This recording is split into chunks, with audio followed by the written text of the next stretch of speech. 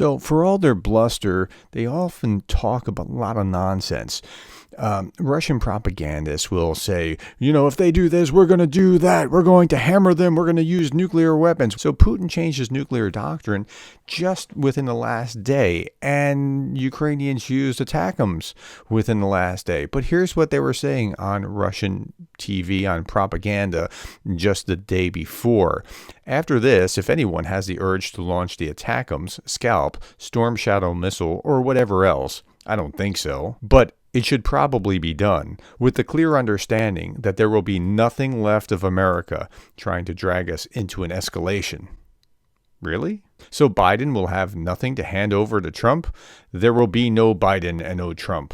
We and Americans know that America will suffer 95% total damage. That is, America will not exist. Okay, really?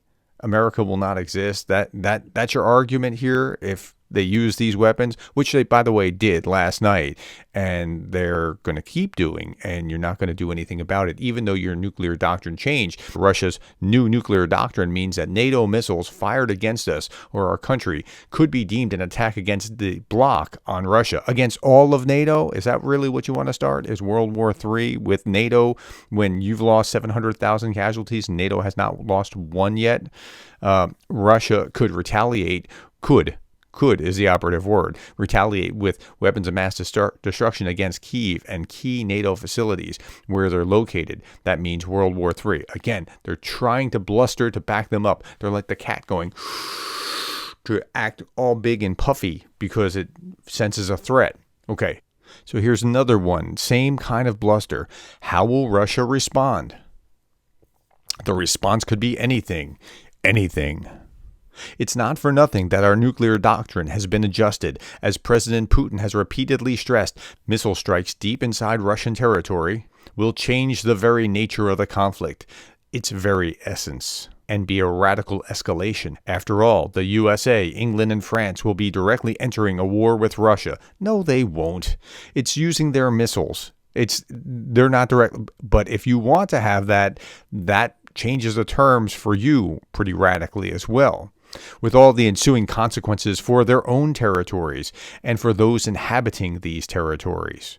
As for the people in Ukraine who live near the airfields where the F-16s are based, they would be better off moving some distance away from them. Now, that last statement may be the only true statement that he's put into the broadcast because, yeah, it's probably one of the danger zones. But as for the idea that America is now a combatant in the war because Ukraine is using American technology, that's not reality. But they want to bluster, and they have blustered, and they changed their doctrine, and then Ukraine's already violated it. So that's where we are today, on the 1,000th day since the war began in Ukraine in 2024. All right, my friends, that's all I have. Thank you for your time. Thank you for the likes, the shares, the subscribes, and thank you for being the kind of person who cares about Ukraine.